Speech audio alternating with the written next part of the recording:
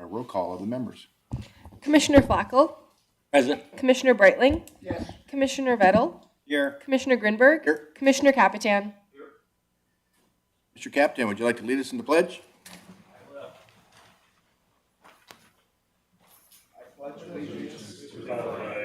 Of the United States of America, and to the republic for which it stands, one nation, under God, indivisible, with liberty and justice for all.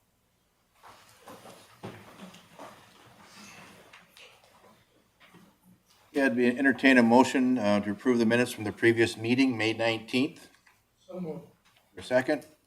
Second. Discussion? Hearing none, all those in favor signify by saying aye. Aye. Motion carries. Order of the agenda. Move to approve, Flacco. Moved. Is there a second? Second. Discussion? Hearing none, all those in favor signify by saying aye. Aye. Same sign, motion carries. Approval of the consent agenda. What are your wishes? So move. Second? Moved and seconded. Discussion? Hearing none, we'll have Taylor take the roll. Commissioner Grinberg. Aye. Commissioner Capitan.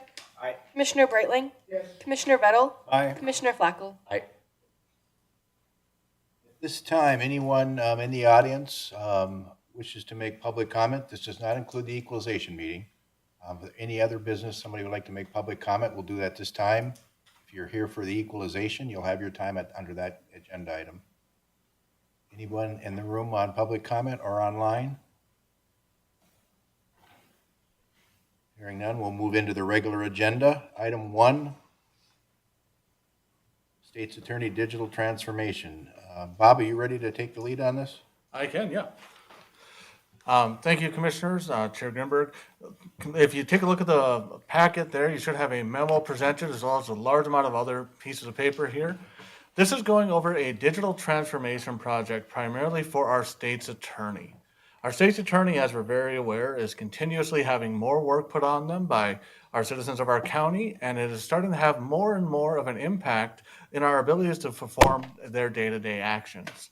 It's no secret that the majority of our lives these days lives and dies on cell phones or in front of video cameras or over any kind of other digital items. The downfall is when we are trying to prosecute those things, working with digital items is much harder than traditional evidence. You can't take a firearm and make a copy of it to go to the defense. You can't make a copy of it to go to the prosecutor and to anyone else. But with digital evidence, you can. Having a methodology to ingest all of this data, classify it, organize it, and be able to distribute it safely, securely, and orderly is a critical function that is currently missing in our state's attorney's office. And Kim, cut me off wherever, because this is your office. With all of this, we are looking to propose a modernization program for our state's attorney that's outlined in 3 distinct phases. The first phase that we're here for approval today is digital evidence management. We are looking to purchase a piece of software called Axon Justice, which is a piece of software specifically for prosecutorial offices. This is the neighbor and the peer of the Axon body cams and in-car video tools that are used by our sheriffs, the city of Fargo, and other agencies throughout the region. And what this allows us to do is have a uniform method of ingesting all digital footage, either from other law enforcement agencies or even members of the public or anything else that would be providing this, in a safe and secure fashion. Once we have that information, we can index it, sort it, work with it to create work product, and most importantly, distribute that information out as needed for discovery with much less overhead that our existing staff are currently doing. The process right now is very hit or miss. We will receive data either through a download link from some agencies or a flash drive from others or a CD-ROM or Blu-ray from others. We then have to make copies of this manually. We then have to burn copies of this or make them onto flash drives or whatever else manually for each one of these cases, usually with very quick turnarounds because our defense may not ask us in a timely manner sometimes to get these over to them. This is an error-prone process as there's a large amount of data that has to be created, itemized, and moved. And when you're burning a disk of a large amount of data, it is typical that you will have some failures. So this can lead to hours upon hours of staff time being utilized simply in data management. What phase 1 is really trying to do is help eliminate and lessen that I'm not going to call it waste, but that poorly used time for data management and allow us to have a centralized, uniform method of deployment. Is there any questions currently on that? Questions? Comments? Proceed. Yep. Phase 2 is of expanding upon the success of Phase 1. Once we have the digital evidence management itself, we need to look at how cases are managed up in the state's attorney's office. The tooling that we currently have, which is provided to us by the state of North Dakota, is not a tooling that is designed for a county of our size and our caseload and scope. It doesn't function at what is explained as the speed of court, because we have a large amount of activities in our courtrooms happening at any time. This system is not designed for somebody that sees as much data as we do. So while it performs well for some of our smaller counties, we need a solution that will work for someone of our size. This is building upon the success of digital evidence, we'll be looking to digital case management for all of the things that aren't evidence, for our briefs, for our memos, for anything else. And I'm not a lawyer, so I don't know what all it entails. All of that documentation is all contained, organized, and indexed in a tool that our attorneys can use at real time in the courtroom. So just to step in for a minute, step 2 is where we're going to go paperless. So step 1 is preparing us for that. It's getting the evidence piece of it. Step 2 is where, at the completion of that, we should no longer have those thousands and thousands and thousands of paper files. Also, our attorneys will no longer have to take a little pull-behind buggy to every courtroom unless they so desire to, because their data will be available to them right on their electronic device. Phase 2 only works after the successful implementation of Phase 1, so these Phase 1 and 2 would have to run consecutively, not concurrently. We don't have the staffing or the capability to do that. The final phase, however, can run concurrently, which is records retention. The state's attorney's office has a large amount of paper records, as we are very much aware.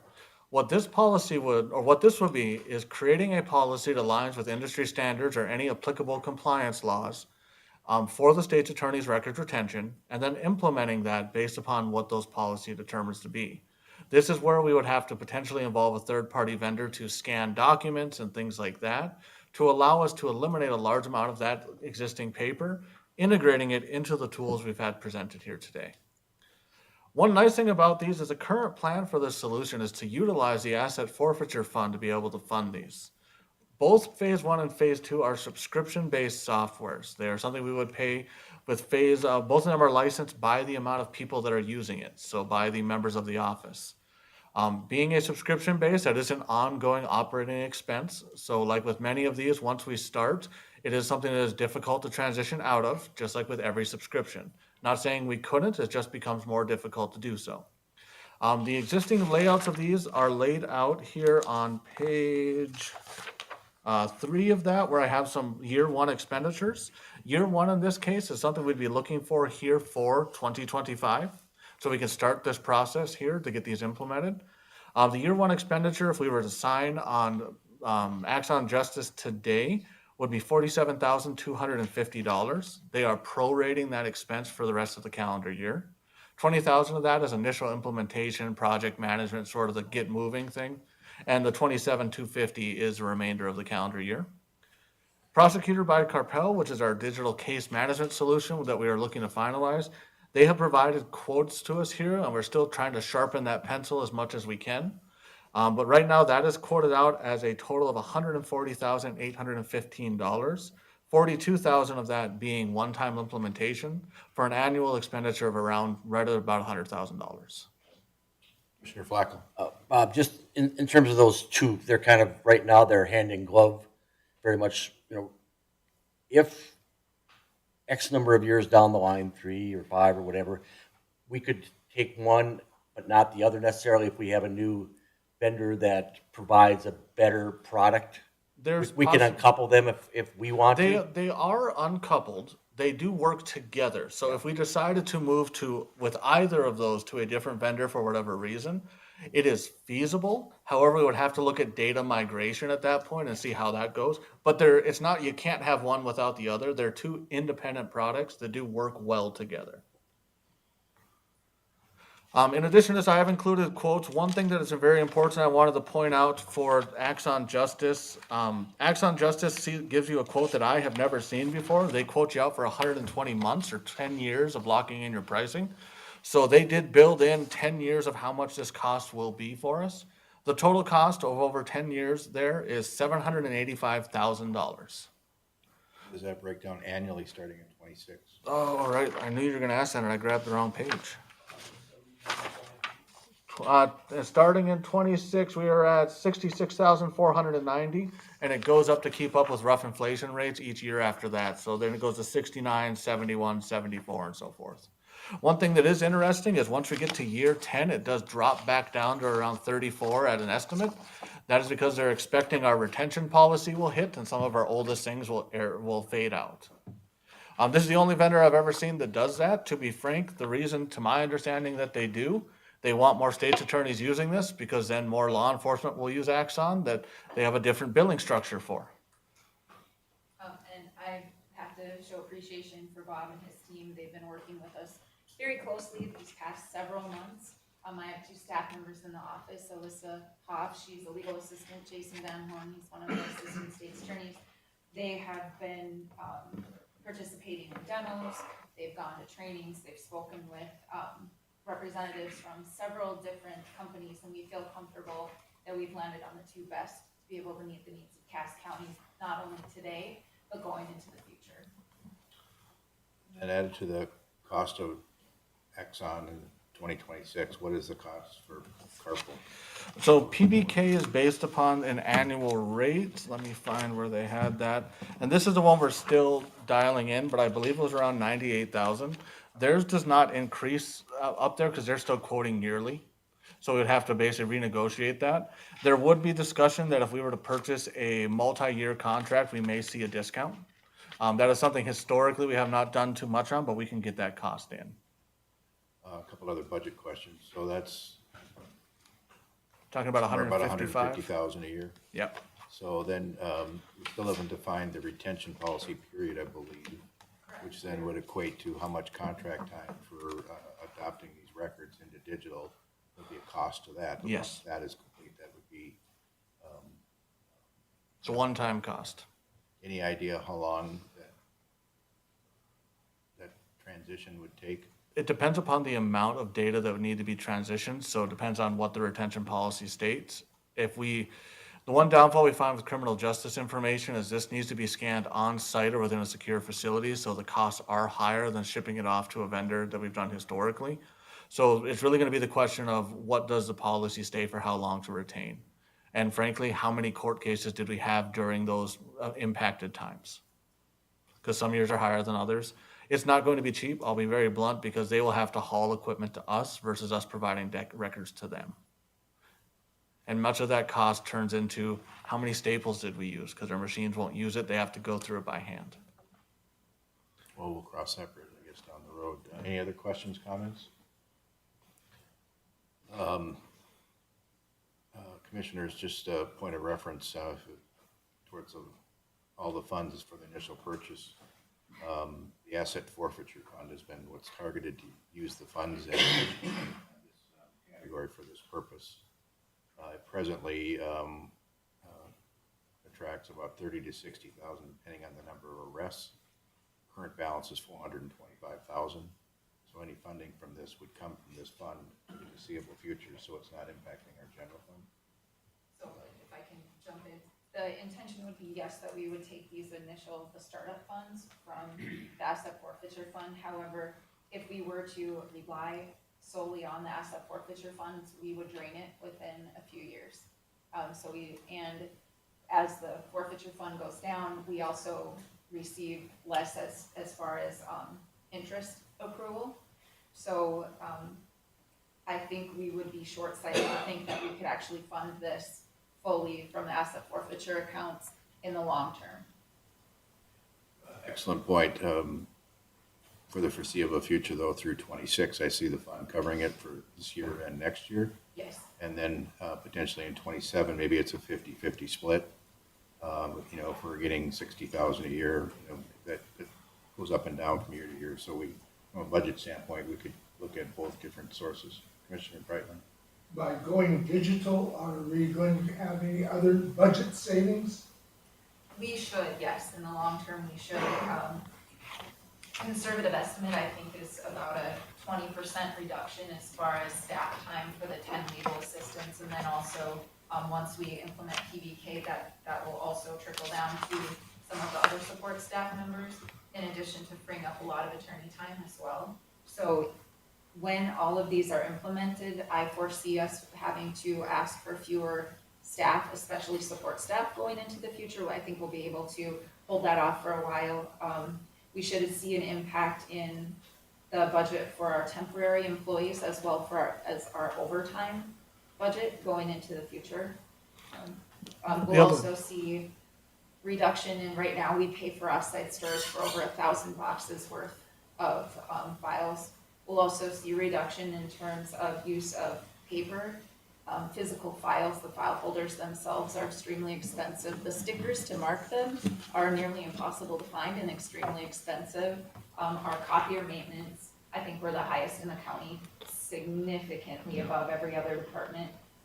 We're not going to see large scale impacts on a budgetary standpoint. I'm talking maybe, I would guess around 50,000 when you factor in the burnable hardware and things like that potentially annually, and that's a high estimate.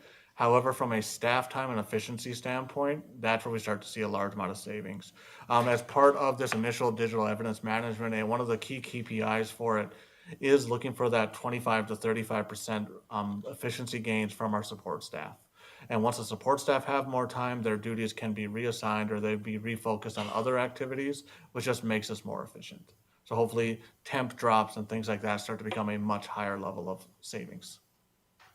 I mean, no matter what we implement though, like we can't stop the county from growing and caseloads from continuing to increase. So I think this will make us more efficient. I think we'll have some cost savings, but ultimately, I mean, the county is going to continue to grow. Okay, what are your wishes? One point of clarification, we are only asking for the approval of the first phase at this time, which would be Axon Justice. Once we get the final quotes from Carpel, we'd be coming back for phase 2 to have you approve that as well. Want to be very transparent of where we're succeeding, where we're failing, and how much we're spending at each step. Move to authorize the first phase. Been moved by Commissioner Brightling, seconded by Commissioner Capitan. Discussion? Hearing none, we'll have Taylor take the roll. Commissioner Capitan? Aye. Commissioner Bettel? Aye. Commissioner Grinberg? Aye. Commissioner Flacco? Aye. Commissioner Brightling? Yes. Thank you. Thank you. Looking forward to modernizing the efforts of the state's attorney's office. We are too, thank you. Efficiency is the word of the day. Item 2, appoint Kriste Ross as county coroner. Mr. Chair, members of the board, just a quick note for you. Century Code directs that county coroners are to be appointed every 5 years. And Kriste Ross was originally appointed November 1 of 2020 to serve a 5-year term as Cass County's coroner. In that time, she really has done an exemplary job and been a leader in the profession and very active in making sure that the office has the resources it needs and communicates and works well with the other public safety entities around the community, as well as the private businesses that the office has to work with on a fairly regular occasion. It was brought to my attention that really, based on her performance and the value that she brings to the organization and the community, there was no reason to wait on considering this reappointment, and it was suggested that I bring this forward for your consideration and look to appoint Ms. Ross to a new 5-year term effective June 2nd, 2025. Just a point of clarification. By making this appointment, there's nothing to say that if circumstances changed for whatever reason, you could unappoint if you felt the need to before the end of this term. You don't lose any flexibility in how you oversee the office, but rather than wait until this gets down to the final weeks or days before the appointment expires, it was suggested that we bring this forward for your consideration at this point. And for that point, I stand by for any questions. Flacco moves. I move to reappoint Ms. Kriste Ross as Cass County Coroner for a 5-year term effective June 2nd, 2025. Thought about July 1st, but we'll go June 2nd. Second. Discussion? We'll take the roll. Commissioner Breitling, Yes. Commissioner Bettel, Aye. Commissioner Grinberg, Aye. Commissioner Capitan, Aye. Commissioner Flacco. Aye. Kriste, the microphone's yours. I wasn't going to let you miss that opportunity. You saw me over there doing this? You really still want it? Oh, Mr. Chair and Commissioners of the Board, it's been an interesting 5 years. It's nice to see you in another role than what I had previously seen you in. But I had a really good mentor. Dr. Baird was phenomenal, and working with a lot of the law enforcement agencies that I've worked with has really helped me to grow in my position. I always say that my position is to speak for those who are no longer with us, that can't speak for themselves, to determine cause and manner of death. But this role has really given me the opportunity to see things from a government perspective. And so there isn't a day that goes by in our office that I'm not taking into accountability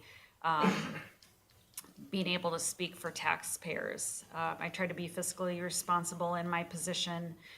In 5 years, I think I've handled the budget fairly well and haven't overdrawn or have any overdrafts.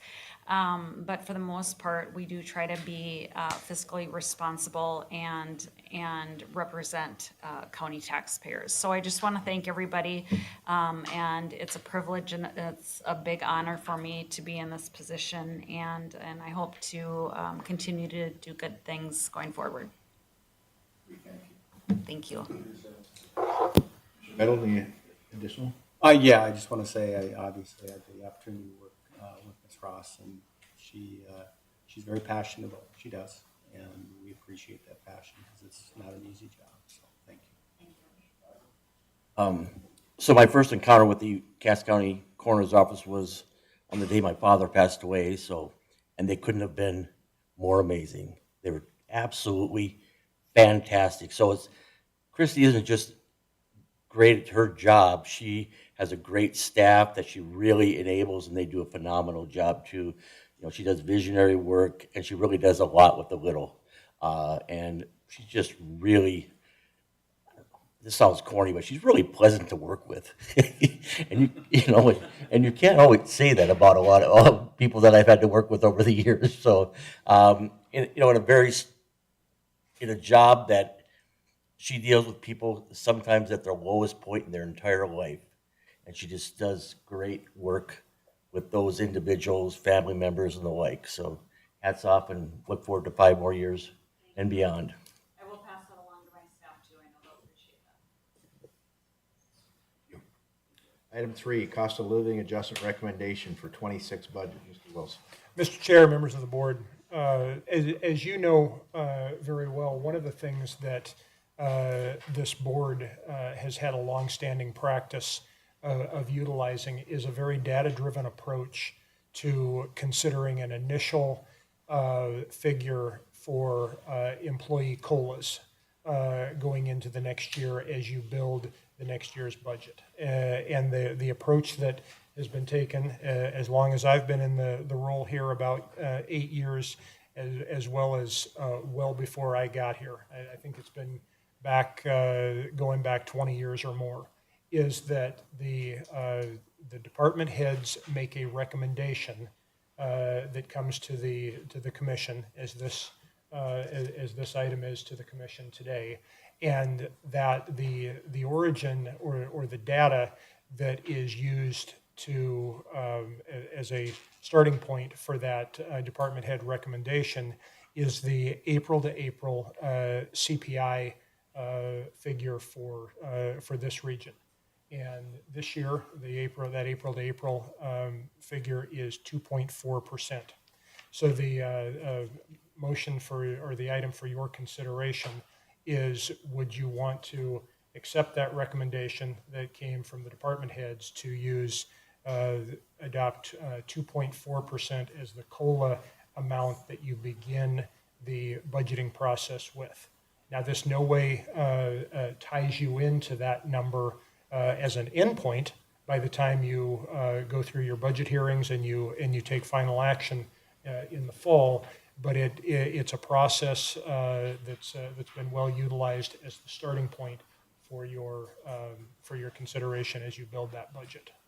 And I would be happy to stand for any questions if you have about the discussion at the department head level, or turn it over to you for your deliberation if that's your pleasure. Questions for Mr. Wilson? I would just add, my first budget run as a county commissioner was to get my head around understanding what we were asked to do and adopting a recommendation. But it really does play well with our decision making in July from a standpoint of this number is the recommended numbers in the budget. So as we look at moving things around to make the budget balance, we've already got a placeholder. So you'll see when you come through the budget process in July that the bigger ticket items we move around generally to make the books balance. But it's a good first step. So I'd be looking for a motion. So moved. Moved by Commissioner Breitling. Second. Seconded by Commissioner Capitan. Discussion. Mr. Wilson, any other comments? Nothing further. Yeah, we'll take the roll. Commissioner Flacco, Aye. Commissioner Breitling, Yes. Commissioner Vettel, Aye. Commissioner Grinberg, Aye. Commissioner Capitan. Aye. Thank you. Now we'll come into the annual requirement. We will call to order the Board of Equalization for Cass County. Let the record know that all members of the County Commission are present. And we'll move into item 2, overview of the annual report, Director of Equalization. Matt? So thank you, Kate Gatlin. And thank you, Mr. Chairman and members of the board. We are going to be going over our annual requirement for the County Board of Equalization. I'm going to give you a brief overview of what the meeting actually is, and then what our responsibilities are at the meeting before we tackle some of the more in-depth details. But essentially, this meeting is for us to equalize our assessment rolls across our tax districts. We are going to be hearing today appeals, but we aren't going to be making any determinations of those appeals. So just something to note that we are largely, for the most part, just going to be fact-finding today. If you have questions, feel free to ask your questions, but we won't be making specific determinations regarding those appeals until our meeting 2 weeks from now, I believe. So that out of the way, I'm going to try and keep my overview of the previous assessing year pretty brief. I'm just going to give you some quick facts and statistics about how our assessing year went. I wasn't here for the last assessing year, so for the most part, what I'm bringing to you today is just the final numbers that I've been able to tally up from the work that my staff and my predecessors went through. So let me get this, make sure I've got this all up here. Catlin set this up for me, so very big thanks to him. Let's see. So the one of the main things I want to hit here regarding the previous assessing year is just the total taxable values for Cass County for 2025. We saw a 3.2% increase from the last year to 1.386 billion, and the rural county itself went up 4.8% to that $237.5 million. So we saw, not insignificant increases in total taxable value, and as far as the rest of the statistics go, this packet is chock-a-block full of information regarding statistical analysis of the county, the sales ratios that were performed in order to make sure that we're meeting our legal requirements with our sales assessment and sales ratios. So that information will be posted publicly, so this packet will be available for anybody to review. There is a lot of information in it, though, and just in the interest of time, I'm not going to cover the entire thing because we have quite a bit to get to here.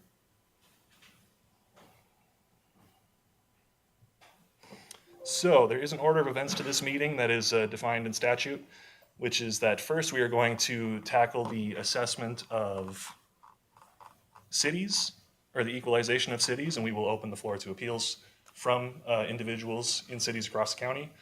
And then we will move on to townships, do the same thing for townships. And then there are a few other notes that I have for adjustments after local boards, but prior to the county board.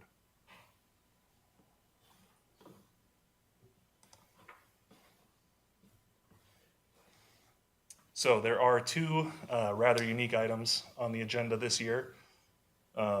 We had two cities in Cass County that did not submit approved equalization rolls for the county's review.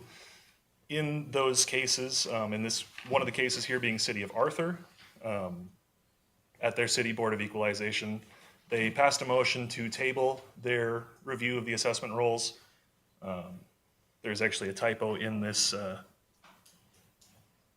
summary of events here, I believe.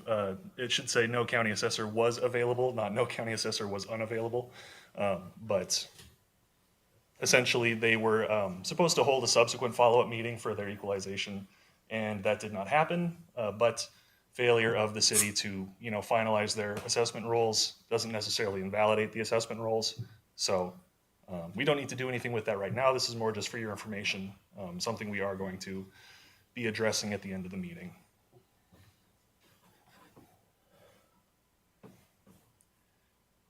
And a similar case here from City of Castleton. City of Castleton had moved to approve their assessment rolls for 2025, and then that motion failed on the floor. So there was no equalization roll for City of Castleton ultimately approved. It's the same case, however, where the assessment rolls are not invalidated by their failure to approve one and send it forward. So it basically just forgoes their ability to equalize their own assessment rolls and kind of passes the buck to the county. So just another note there that you can see here regarding how methods are how our calculation method works for City of Castleton. They were concerned a little bit about the value increases from the previous year, but I do have a note on the math that we would look at. Largely, the increases were driven by the market, which countywide saw about a 3 to 4% increase in property values. So that's a good chunk of why those values increased.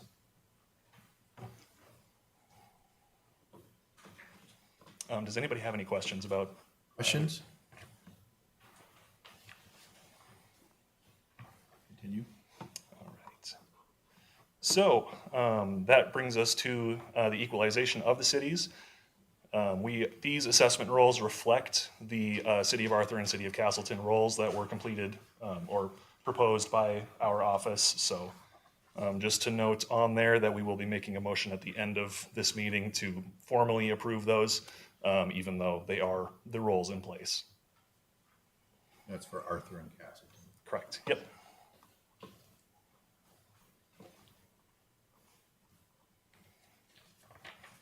Okay, so we're going to move right into our appeals from the City of Fargo. Since I am still fairly new in this position, there are going to be a couple of things, maybe questions you might have for these appeals. I am going to defer them to City of Fargo, who is here for this meeting, to hopefully be able to answer your questions a little bit more specifically. But I believe our first item on the agenda will be from Property Tax Resources, who my understanding is that they are attending this meeting virtually. So I would welcome them to chime in now to state their case. Okay, just a point of order then, do we have any comments from the City of Fargo then as we move through Fargo's list? Or just go right into the appeals? Okay. Property Resources Group, are you with us? I am. Hi, my name is Jennifer Caruth. I'm with Property Tax Resources, and this is my first time attending the county equalization meeting here, and I just wanted to kind of clarify what exactly you're looking for. Are you just looking for height level? Are you looking us to go in? I have provided, I sent in an email with our appeal narrative. I don't know how much detail you want me to go through it in the interest of time. I'll leave that up to our Director of Equalization. Essentially, this is just an open floor for you to state your case about what specific factors you have that would indicate would validate a recommendation of a lower assessed value. So whatever information that you can provide, hopefully concisely, that conveys that information, just key bullet points, I would say. Okay, wonderful. The first property that we'd like to move forward with an additional level of appeal is 300 Northern Pacific Avenue, that's located in Fargo. The property is a Class B multi-tenant office below multifamily that is 66% occupied. As of the lien date, the assessor's office has provided us with multiple sale comparables that we do not feel are representative of actual comparable properties. And we have made the recommendation for the city to utilize the income approach as it is an income producing property. The property has had a history of declining NOI, chronic above market vacancy, lease rollover exposure that further threatens the occupancy at the project. And we would like a additional review of the assessment of the property. And we've provided a detailed income approach utilizing market data and alternative sale comparables for review. Additional comments from anyone? City of Fargo? And I should probably note here that the documentation that they are referencing, it has been submitted. It is quite lengthy, it is in this document, but to skip through it and try and find their points would probably be a bit of a futile effort from me. So, the only thing that, Commissioners, that I would want to add is that the analysis that's provided to this body was slightly different and quite more extensive than the analysis originally provided to our office. So I would be a little hesitant to comment too much before we can review it in depth. Sure. At least Which for is the next step then? opinions from our office anyway. So, and that the same applies to the other appeal that Ms. Caruth is presenting today. Okay, appreciate it. Thank you.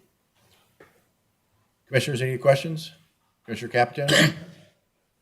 Excuse me, Should have identified himself for the record. Noted. The question I have is, who's the tenant it was 300 NP Avenue? That was the address? Yes, sir. What businesses run there? This is a 300 NP multi. Avenue doesn't mean anything to me. I need to know who's in it. Sure. This is a multi-tenant office building. Some of the main tenants are Rodenberg LLP and Catalyst and MYND Integrated. Clarify for the record. James Haley, Deputy City Assessor for the City of Fargo. Thank you, Commissioner Brightling. Thank you. All right. Next Fargo one then? well, so there is, Property Tax Resources is bringing multiple appeals, I believe. So that was one of their locations, and they do have a subsequent location. Did you have any further comment on the second appeal, I guess I should say? Sure. Pretty much the same comments as the other property. The second property is 51 Broadway North and 424 5th Street North in Fargo. This property, excuse me, is a 119,550 square foot Class B multi-tenant office building. That property is 46% leased. as of the lien date. And again, the assessor's office has provided comparable sales that we do not feel are representative of comparable to the property. Again, this property as well has a history of declining NOI, increased vacancy, lease rollover exposure issues that really justify a reassessment of the property or a second look at it. We've provided our lengthy narrative, I apologize, that supports a review of the income approach and some additional sale comparables to review. Under advisement then as you move forward? Okay. Next one? Yes, so our next appeal here that we have on record is for Sterling Properties LLC for Foxtail Townhomes. They, I believe, were intending to be here in person. Is anybody from Sterling Properties LLC here to speak to this appeal? Anyone online? Okay, proceed. Okay. All right, and then the next appeal we have here is for Walmart Incorporated, both Fargo locations. So that is the 13th Avenue Walmart and the South Fargo Walmarts down by 52nd. We should have, I believe, Kyle Kennett will be here virtually to go over his presentation. Are you with us? Yes, sir. Can you hear me okay? We can. Good afternoon. Perfect. Good afternoon. Thank you for the opportunity to speak about the two Walmarts located in the city of Fargo. As the assessor's office stated, the two properties, one located on 13th Avenue and one located on 55th Avenue South, are supercenters, roughly 200,000 square feet in size. The assessment for 2025 on the 13th Avenue store was roughly $82 per square foot, and the 55th Avenue store is roughly $102 per square foot for this year. Through no fault of the assessor's office, these properties are being valued using mass appraisal. Fitting stores, retail stores that are this size, is kind of like fitting a square in a round hole, or trying to fit a square in a round hole. There's just not a lot of data to support values either on an income approach basis or sales basis or cost basis for these properties. So what we did and what we typically do throughout the country is work with third-party appraisers to gauge what market value would look like. And sometimes that requires expanding the search for data a little bit further than just the local Fargo market. So we did order an appraisal on the 55th Avenue store. They looked at costs, income, and sales. There were some data points that I found relevant, such as a recent sale of a Brooklyn Center, Minneapolis store, as well as a cost approach, utilizing what external and functional obsolescence might be present at the store. And that appraisal came in at roughly $65 per square foot. I think I've sent over a proposal to the assessor's office, willing to work with them on a compromise, because we do want to be a fair taxpayer and a good steward of our presence there in the city of Fargo. So I appreciate the consideration, and look forward to discussing this further and getting a resolution. Questions?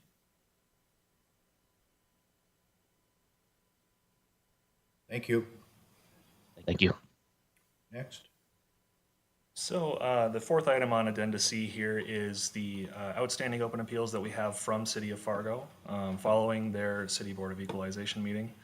There are a good number of parcels listed here, not a whole lot of names. If they did not reach out to our office or to City of Fargo prior to this meeting, essentially, to be placed on the agenda, this is just those outstanding appeals. There is, however, at least one here that we did receive last week for APM LLLP. So is there a representative from APM LLLP to go over these parcels or make a case for their valuation? See no one in the room online?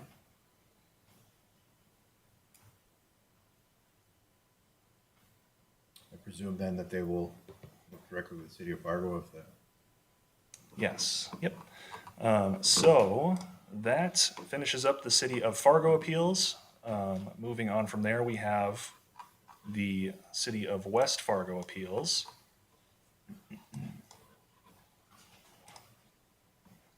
Oops. That's not working.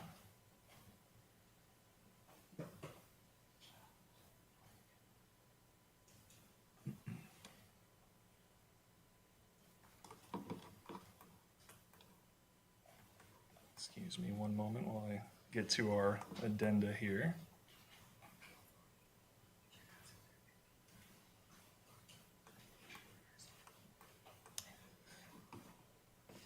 Just let me pause here a minute, Matt. Yes. Taylor gave me a good reminder. Is there anyone here with properties in Fargo before we move into West Fargo? Okay, we'll allow you to come up, sir.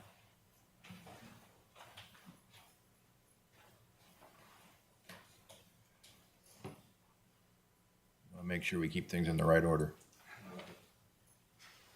I'm not used to this. I'm Gary Parsons, and do you have my paperwork there? Or? Well, maybe if you provide a highlight of what Okay. your concern is, so the No, commission. my value of my house keeps going up every year, and I don't think that's right every year. State your address as well. 2302 33rd Avenue South in Fargo, North Dakota. And I've been there for 27 years or more. And there's no improvements done in the house, and I just keep jacking up the value. And the neighborhood, there was 23 police calls across the street on 33rd Avenue in 2024. I just checked today. So it's not the best neighborhood. You know, I keep jacking it up. And besides that, the neighbor behind me, fence falls down, she leaves it down for years or more.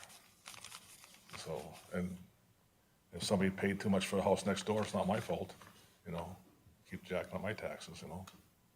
So I guess that's all I got to say, I guess. But Appreciate that. Have you filed with, or contacted the city of Fargo? yeah, I was up there, Okay. they told me to, Okay. you know, I filed to get on the Okay. schedule here, and Okay. I had to do it by a certain date. Okay, so just to looking at the city of Fargo officials, then you have this on your list? We do now. Okay, just want to clarify, because you made the time to come in today and be heard. Yeah, and We I was wanna up to the city hall too, and she came out to my house too. The assessor did. Okay.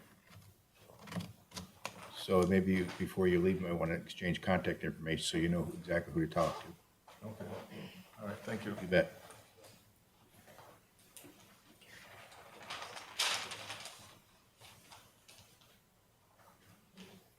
Okay, thank you, Taylor, for pointing that out so that we're, Yes, thank you for catching that. Matt, Make sure continue. everybody is heard here. Okay, so if there are no other appeals to be heard from City of Fargo, then we can move on to the City of West Fargo.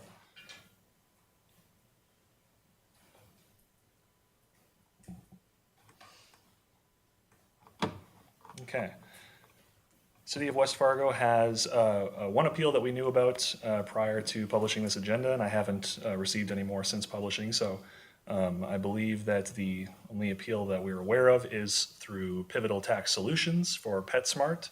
I believe Ashley Swavel is who we sent the invite for. If there is somebody from Pivotal Tax Solutions here to, or virtually, to speak to this case. Anyone in the room, Ashley, or anyone from Pivotal or online? Ashley? Pivotal representative? Here's not. Well, ma'am, not to put you on the spot, are you with PetSmart? No, my name is Jennifer Carruth with Property Tax Resources again. There is one other appeal in West Fargo that Property Tax Resources wanted to move forward with, and I do not see it on the agenda. We had sent information in, but I don't see anything on the agenda for it. My apologies. Could you remind me what that property was? Sure. This is for Net REIT West Fargo LLC. The property is 13th Street Industrial, located at 617 and 625 13th Street Northeast in West Fargo. This is a industrial warehouse property. I believe we do have your documentation for that. I'm probably just got it confused with the Fargo properties, so. No worries. Yeah, are we good to move forward with it? Yep. If you want to give a brief overview of this property as well, then this, we would more than welcome that. Please Absolutely. proceed. Thank you so much. As I had just mentioned, this property is known as 13th Street Industrial, located at 617, 625 13th Street Northeast. This is a Class C industrial warehouse building. We have received the sale comparables from the assessor's office via mass appraisal, and have responded with some general information and pertinent facts on the property, as far as the operating metrics, the income approach, and other comparable sales to utilize that we would like additional consideration for. Okay, I think it's been noted by City of West Fargo officials here. Yep, Thank you very much. If I have that documentation, I'll make sure it gets shared with the City of West Fargo for sure. Okay. So, that Thank is- you. Yes, thank you. That's the extent of the appeals that I am aware of, but we should open the floor for. We'll open the floor. Ma'am, are you from Fargo, West Fargo property? Fargo. Okay, we'll step back to Fargo. Please come up. I'm so sorry. Nope, nothing to be apologizing for. This is your right. So we're back to Fargo, just to clarify. Please state your name and the property address. Dana Woodruff, 746 Elm Street North, Fargo, North Dakota, 58102. And I did email a PowerPoint to assessor at casscountynd.gov. Should I go in my spiel now? Yes, you may. Just double check, Matt, did you get that PowerPoint and then forward it to the City of Fargo? I will have to check with my staff to see if we have a record of that email, and just make sure that it does get passed on if we do. Okay, great. So just as a reminder, today is the public hearing process, and then you have 2 weeks till these are formalized in 2 weeks. So from a timeline standpoint, it's the next 2 weeks from today. But please proceed. Okay. So I live in a condo building that has 8 units. It's a 50-year-old condo building, and folks frequently live there for 20, 30 years at a time. So there's almost no sales data, which makes things kind of funky when in a 5-year period you only have 3 sales and you're trying to use sales data as a sole source. From a statistical point of view, it introduces a 47% error.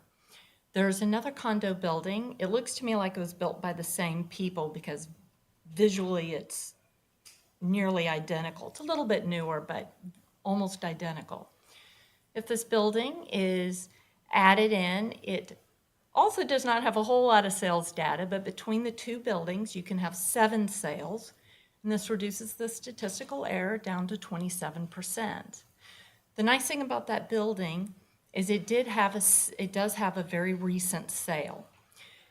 And when you take a look at things from a square footage perspective, that unit, which had a proposed 2025 assessment of $128 a square foot, actually sold for a little less than $113 a square foot, which is a 13% error, which kind of supports the idea that the statistical errors are kind of in play here.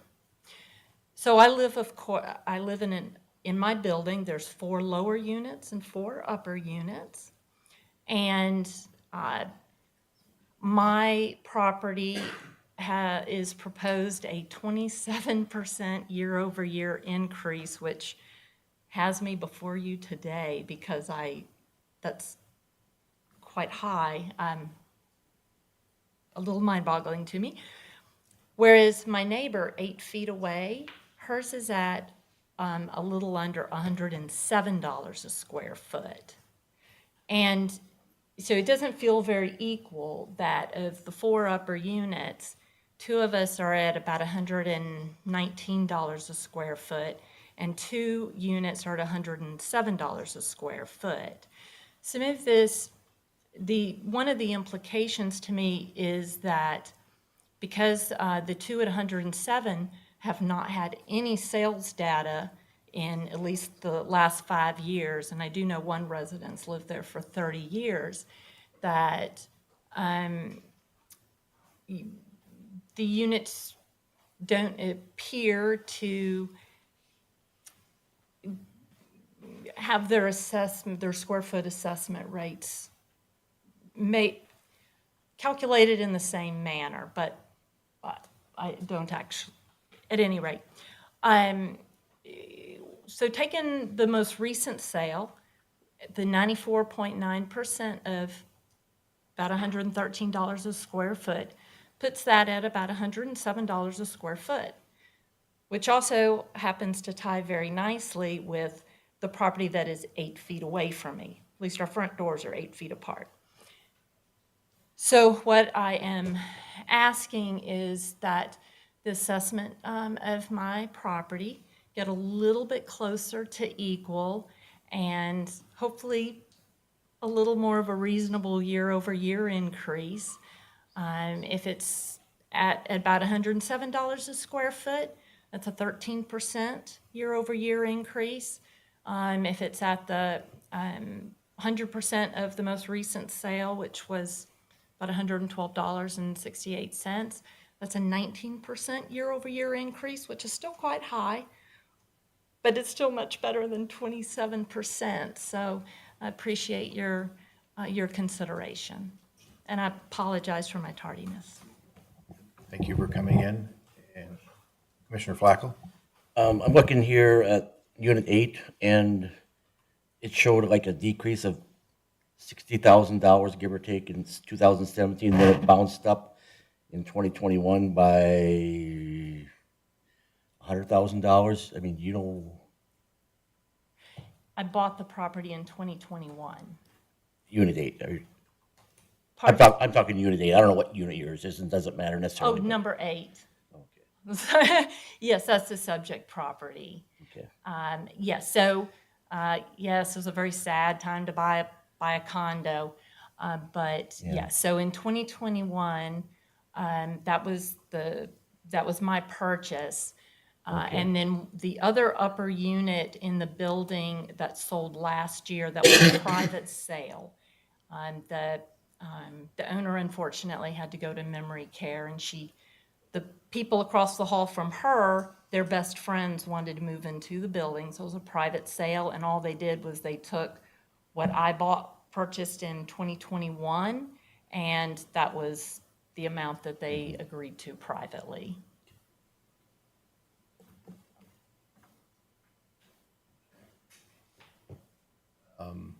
Thank you. Have you established contact with city officials, City of Fargo officials? I did, and they declined my request to alter my assessment, hence here at the county. Looks like we have somebody eager to come up and share some additional information. City of Fargo, I presume? Good afternoon, Commissioners. Mike Splonskowski, City of Fargo Assessors. So respectfully, if we could make sure that there's no other people from the City of Fargo that want to, in the room that want to appeal their value, and then we can move on with my comments. Sure, yeah, I don't believe there's anybody else under Fargo. I know this nice lady came in after we went to West Fargo, so I'm making an assumption that I don't see anyone else, so please. Okay, so yes, Ms. Woodruff, and but I think the gentleman before him did come to the city level Board of Equalization, and we did do analysis on their properties, and we'll be happy to share them with your tax director so that we can get a recommendation for the next meeting. Okay, super. Thank you. Thank you. Thank you. Okay, Matt, believe we have processed the West Fargo items. Just out of caution, it might be good to open it up again just to make sure there's not a West Fargo appeal pending in the room or online.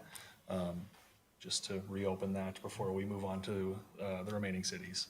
Any other West Fargo property holders in the room or online?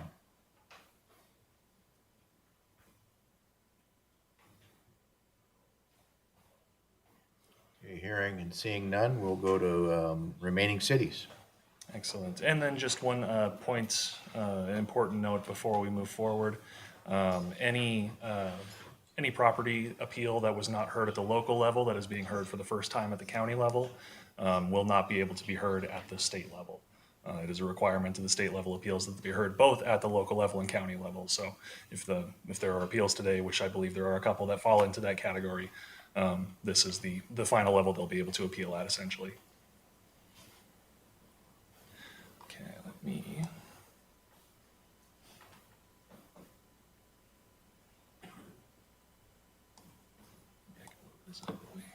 Looks like we have two, one in the city of Castleton, one in the city of Mapleton. Yes, and actually, point of order on the city of Castleton, around 2:30 this afternoon, I got notification that they are rescinding their appeal. So the Maple River Co-op has determined that they are satisfied with their 2025 valuation, so they are not going to be appealing today.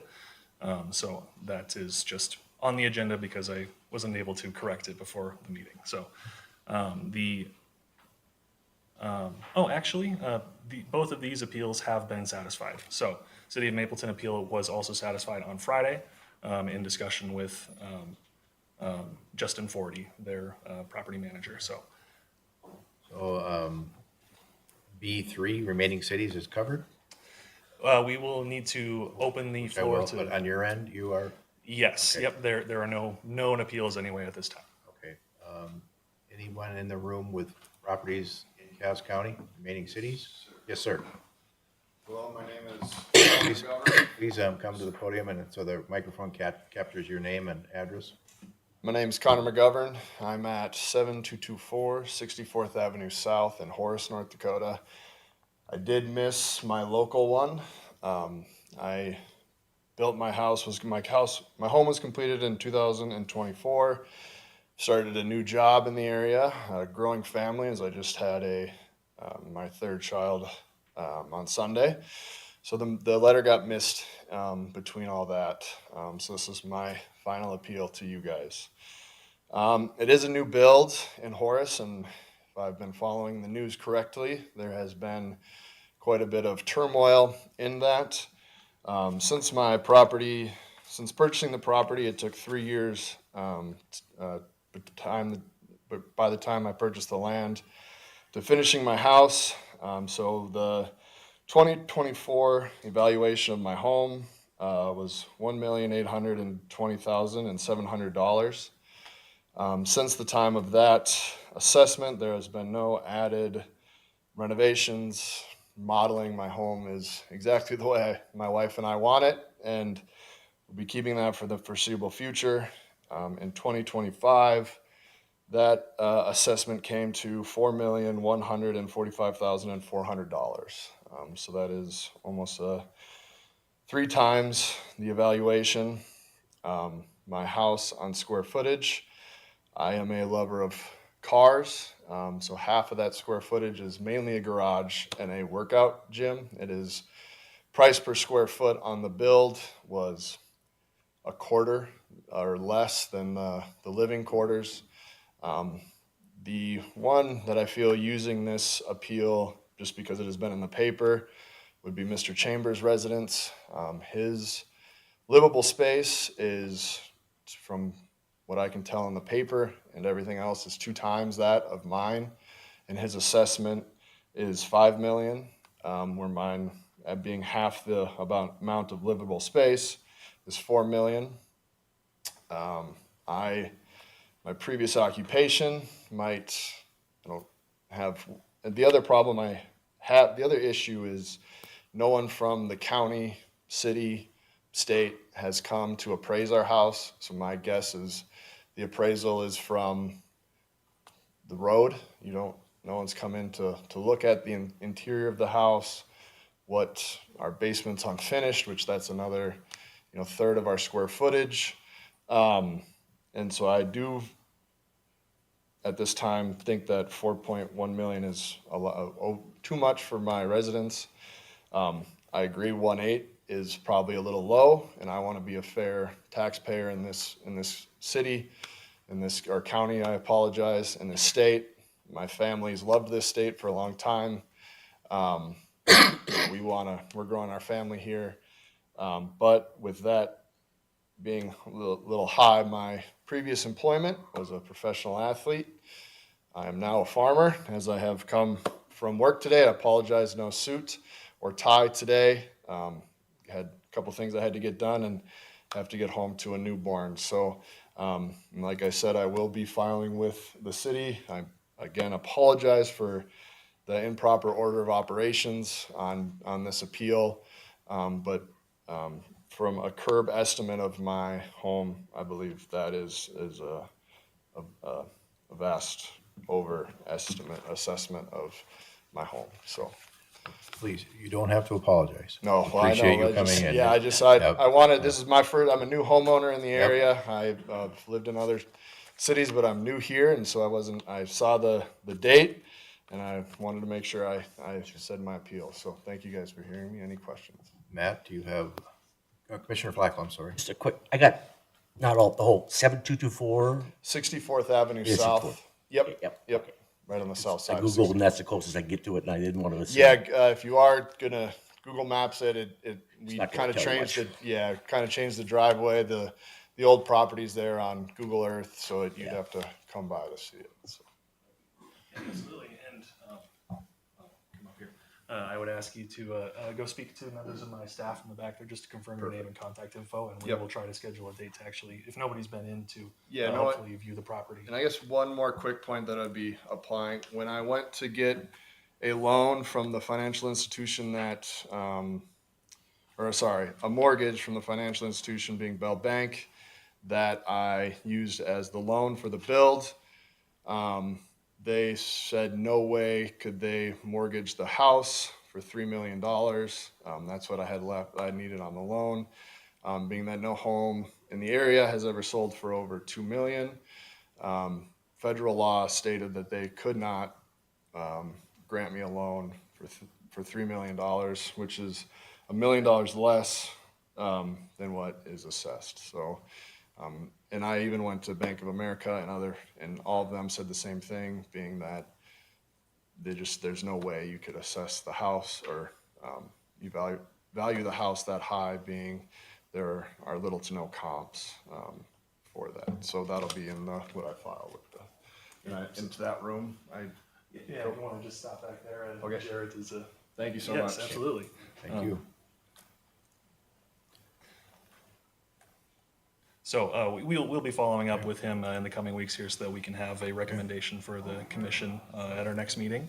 But that, as far as that goes, I think we can open the floor for any other. Anyone else under remaining cities in Cass County? Are you in rural Cass or are you in cities? Still in the cities. Anyone else online from other remaining cities in Cass County? Okay, I believe we've covered the remaining cities. We move to townships now. Yes, so we have our equalization of the township roles. They have been presented in the agenda for you here. Just going over the true and full value of each township as well as the taxable value by township. And then at the time of publishing the agenda, there were no outstanding appeals from the township level. However, in that time, we have received at least one, who I believe is the gentleman that just stood up there. So, if we have Howard Rasmussen here to cover his property. Please.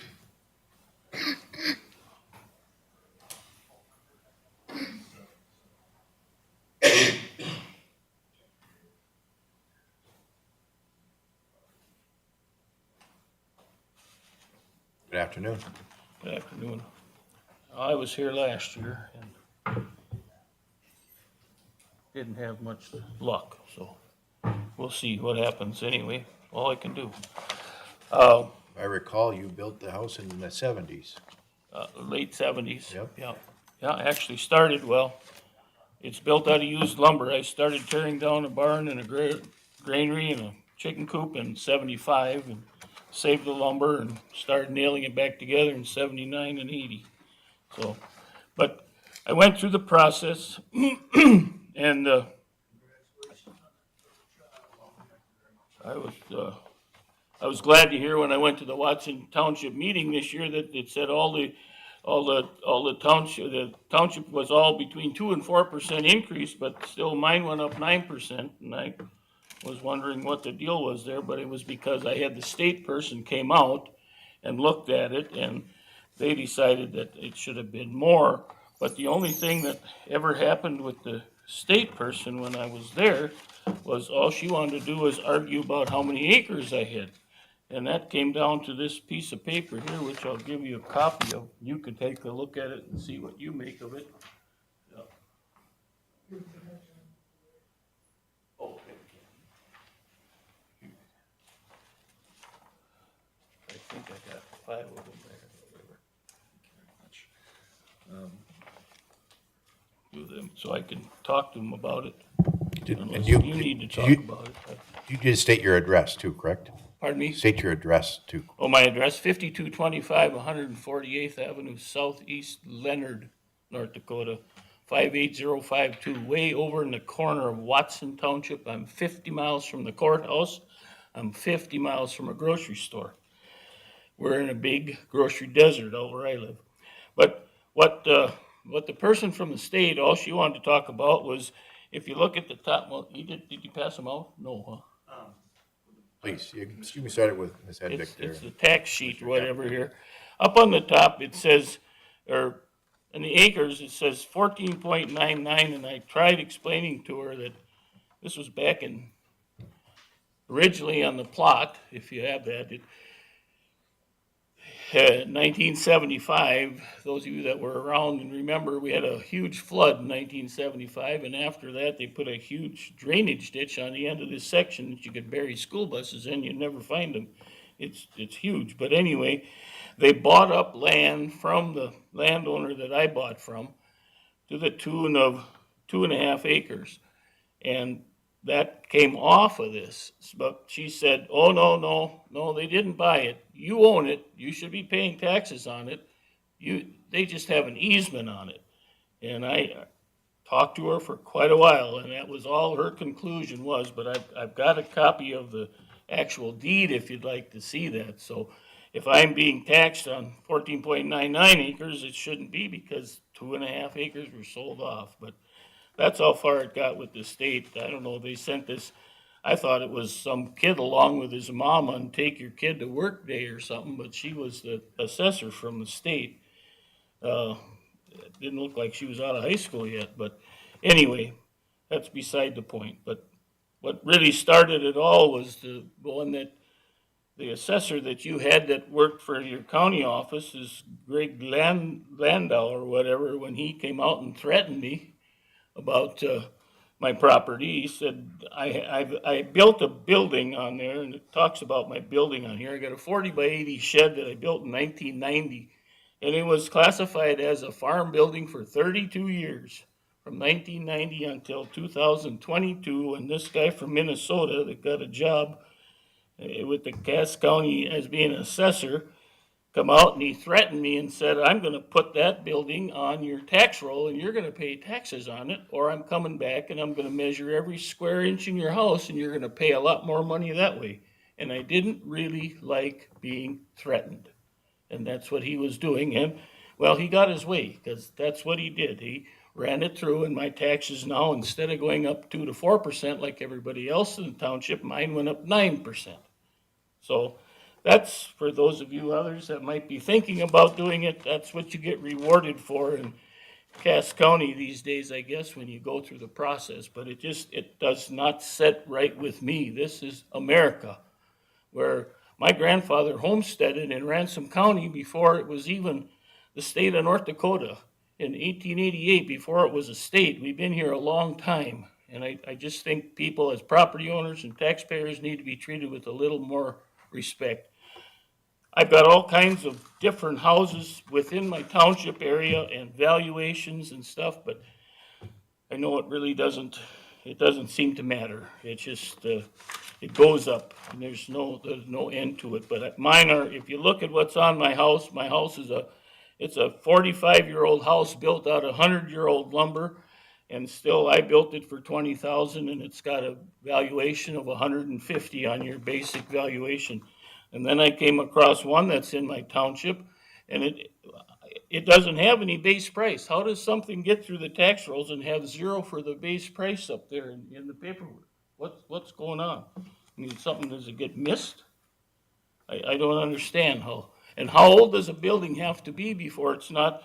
I've got neighbors with all kinds of, we've had farmers and they retire and they move to Fargo, but there's a yard full of buildings and these people buy it and they pay tax on the house and none of the rest of the buildings, and still I own 1,000 acres of farmland and I can't have a machine shed where I live without being taxed on it.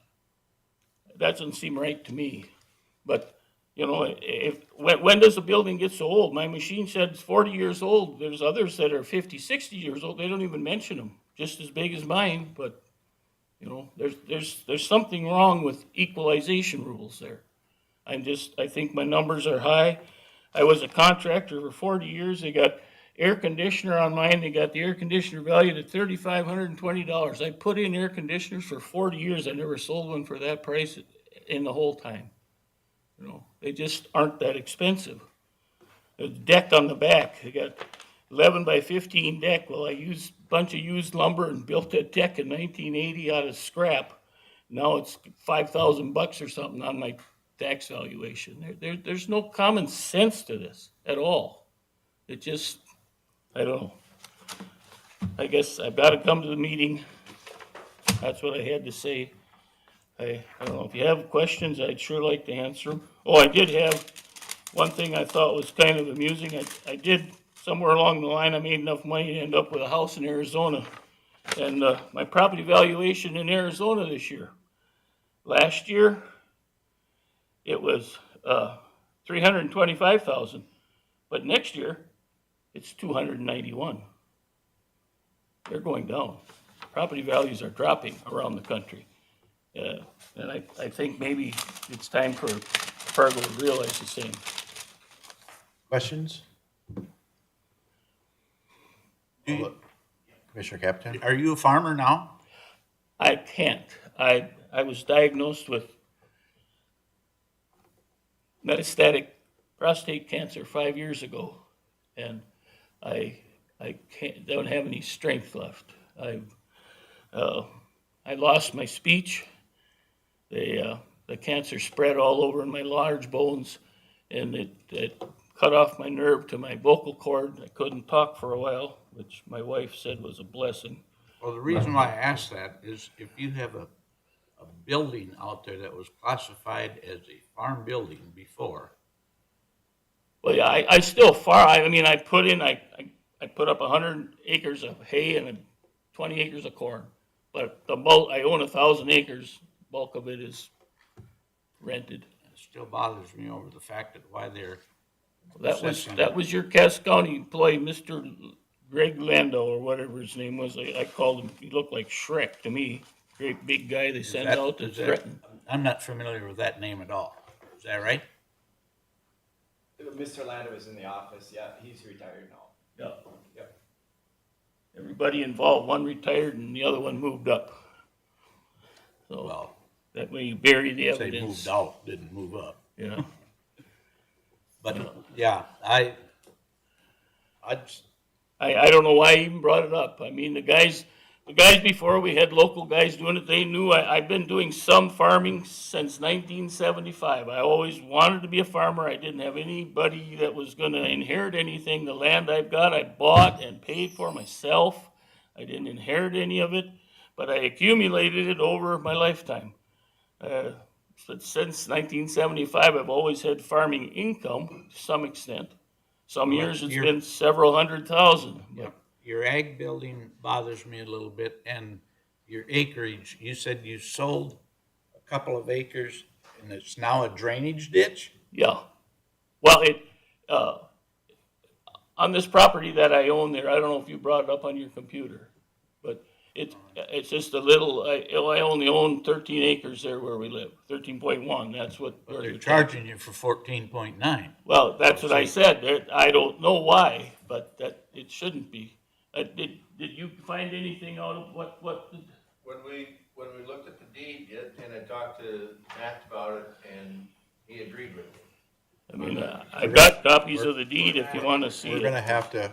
No, I don't need to see the deed, but we'll turn it over to our county assessor and have him take another look at it. Here was this representative from the state, and all she wanted to talk about was that 14.99 acres, and I've been paying tax on 13.1. You should be paying tax on all that for all those years, she told me. Well, That's the other thing that bothers me. What's the state doing in Cass County? well, they come from the state. When you peel, I went past the county peel, I went to the state, and they sent their representative out, and The appeal and process. that's the final step, if you go through all three steps, isn't it? That's what I was told anyway, and I went to the state meeting, and then they sent these people out, and I think you were with them that day too, weren't you? Yeah, well, we can't, we gotta stay with, if they wanna come to the podium, they're certainly welcome. But let's take Commissioner Capitan's advice and work with Matt, and then revisit this. There's just so many things that just don't, it just doesn't add up. Commissioner Flacco. Mr. Chairman and Sir, one of the things we're finding, and maybe you two can coordinate, we have 13.56 listed on the county website here, so maybe just reconcile. You don't have to write it out at the podium here now, but just kind of one of those things to look at.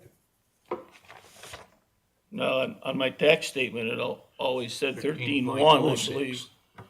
13.06, but over at the other part, then it's got 14.99, I don't know how it, and I guess I always argued about that they wanted to have me have a bunch of other acres besides my 1 acre for the house. Well, I don't need more acres, I got 900 and some other acres. All I want is 1 acre for the house, if that's what I got. Because I didn't qualify most of the years because I had other sources of income. So I needed to pay that. But I mean, if all they own is 4 acres, well, then they got to pay on 4 acres. But I got corn. There's a 10-acre spot of corn on my property. What's there? We farm that. Okay. We'll turn this over to our county assessor and have him take another look at it. Thank you for coming in, Howard. Other property owners in townships in Cass County?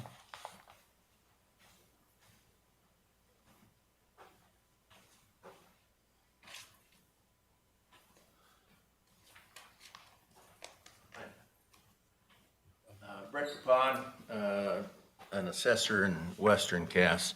And then the property in question? I've got a couple. And Matt, you want to hand them out?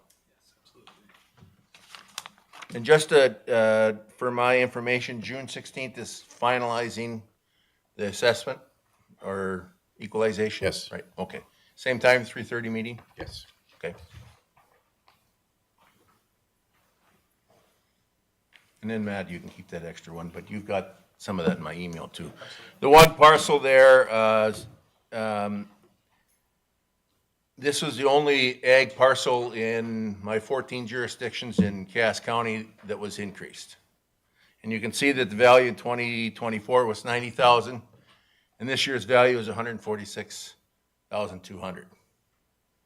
I'm not sure why that went up, because none of the other ag parcels went up.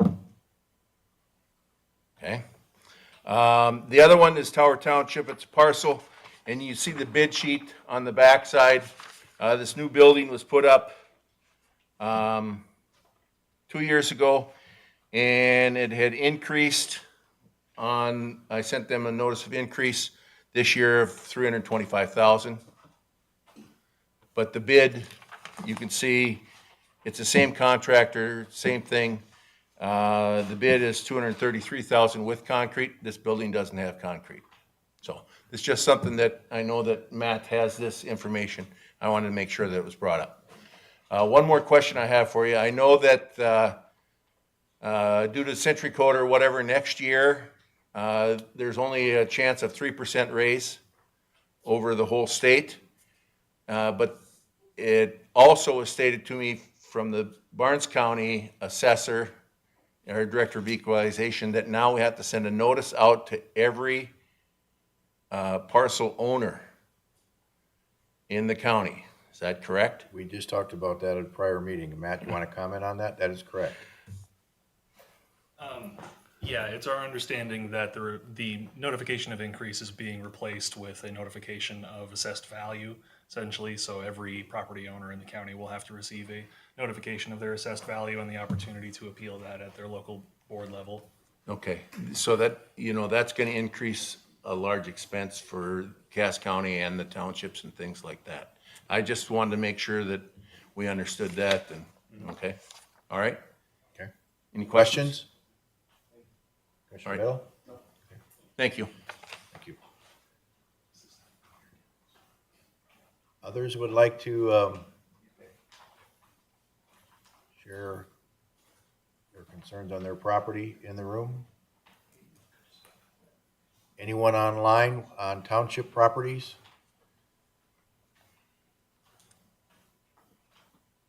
Okay, Matt, take us through the next steps. Absolutely. So, with no further appeals, we do have just a quick overview of I believe, the adjustments made after local boards. This is a list given to us by the city of Fargo about the appeals that they were able to satisfy prior to meeting at the county board level. So that's just documentation of those appeals that were basically taken care of between local boards and and county board. So that is that listing there. The final items on the agenda are the recommended motions for the board. So, all of the appeals that were presented today are all appeals that we are aware about. The recommended motion for the board is to place all of those appeals into a pending status so that they can be reviewed and a final recommendation made at the follow-up meeting. Then we will approve the values specifically for City of Arthur and City of Castleton, where those values were not approved by their city boards, and then approve all other valuations. But this time then I'd be looking for a motion to move appeals presented today into pending status. Second. Discussion? Hearing none, Taylor, take the roll, please. Commissioner Capitan? Aye. Commissioner Grinberg? Aye. Commissioner Flacco? Aye. Commissioner Breitling? Yes. Commissioner Vettel? Aye. Second motion we'd be looking for is approve the values of the City of Arthur, the City of Castleton as assessed, for which no assessment rolls were approved by the local boards of equalization. So moved by Flacco. Second. By Capitan, discussion? Hearing none, we'll take the roll. Commissioner Vettel? Aye. Commissioner Grinberg? Aye. Commissioner Capitan? Aye. Commissioner Flacco? Aye. Commissioner Breitling? Yes. Final motion will be to approve all other valuations as presented. So moved. Second. Moved and seconded.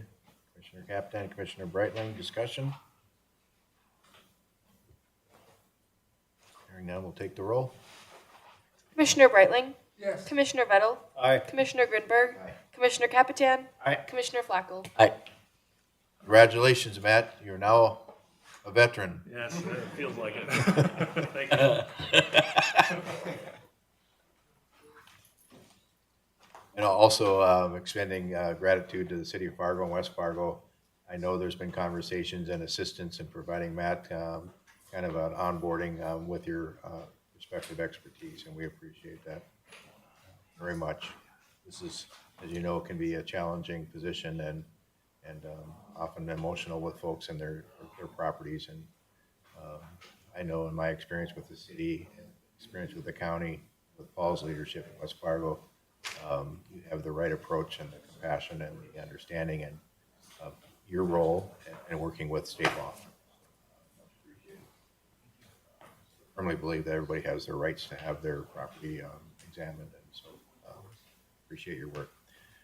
Item 5, approve vouchers. Commissioner Breitling. I've had an opportunity to review the vouchers and I have no problems as listed. Move to approve. For a second? Second. Moved and seconded, discussion? Hearing none, we'll take the roll. Commissioner Flacco, Aye. Commissioner Breitling, Yes. Commissioner Vettel, Aye. Commissioner Grinberg, Aye. Commissioner Capitan. All right. All right, well, we went last with Robert on Group A rotation. Now we'll start with Robert this time. Mr. Chair, members of the board, I'll have a abbreviated report compared to my my report at the rotation a little earlier this afternoon. I did indicate that I had provided a rundown of the NACO board meeting last week in Rapid City that corresponded with the WIR meeting. Board meeting really was quite interesting. Obviously a lot going on the national stage as it relates to the work of counties and federal funding and a number of different items that are in play. I just noticed as we're through the meeting, I don't think I had forwarded my actual written comments to all of you. I'll forward that as soon as the meeting wraps up. My office and the finance office are continuing to prep for budget hearings later next month. I'm coordinating with individual departments to have meetings with myself and the finance director. I'm going to be cornering a number of you after this meeting is done to see if you're available, interested in being part of meetings with your different portfolio departments as we have those meetings. And those, based on your availability and interest, I'll be sending out invites momentarily. And then in addition to the NACO board meeting a couple of weeks ago, last week, Chair Grinberg and I sat in on the meeting of the NACO, the NDACO Board of Directors. Again, interesting meeting, debriefed the legislative session a bit, and I think there will be some good discussions coming out of that. Happy to stand for any questions, but that would conclude my report. Robert? Thank you, sir. No report. Vettel? Done. Hegbeck? I had the privilege last week of going to the All Rise conference in Orlando. It's about 8,000 people strong, having to do with criminal justice issues, reentry, diversion, treatment courts is the primary focus, is treatment courts. I gathered a lot of good ideas. I'm still hopeful that the DOCR will choose Cass County as one of its 3 pilot sites for the diversion in a criminal justice sense, not the water sense. And so, yeah, I think we'll be in a good position to start that diversionary program. Capitan? Excuse me, yes, I attended the NACO WIR in Rapid City also. It's Western Interstate Region. And Minnesota was admitted to the WIR. One of our commissioners voted against Minnesota being in. He always has, but it got in, and I believe there's another one in Nebraska. Nebraska's in their. They're wanting to come in. Probationary phase. They're on probation. So, and then I attended the North Dakota County Commissioners Association meeting last week, day before you guys met, and came back from that. That's it. Michael? More just as an observation, as we move forward, I don't know that the state has done a good job of explaining to everyone what 3% cap means. I think sometimes 3% is very different based upon different people, and we heard that today. So I think we're going to have to kind of continue to make sure we message that. But I mean, because we're going to catch it on our end because, the people that made the law haven't really, they're probably trying to do the best they can, but it's a tough task because I think that first impression is, you know, what it means in most favorable to me, that definition. You know, we see the little, not little, but even with the city of Fargo with the vote, and what what were people voting on for law enforcement and for firefighters? You know, just that, you know, kind of disconnect. So I think it's going to be in our best interest as we move forward to keep redefining what that 3% means, and maybe correcting when necessary. That individual who's an assessor misspoke. Briga? No report. I don't have a report, as well, other than what I shared at rotational, just to emphasize that we'll be inviting the 33 members of the legislature for the overview kickoff of our budget process in July. So appreciate your work with your portfolios and looking forward to that overview presentation to capture the moment, and we'll see who decides to attend. Correspondence? No correspondence. Motion to adjourn? So moved. Moved and seconded. All those in favor, signify by saying aye. Aye. We are adjourned.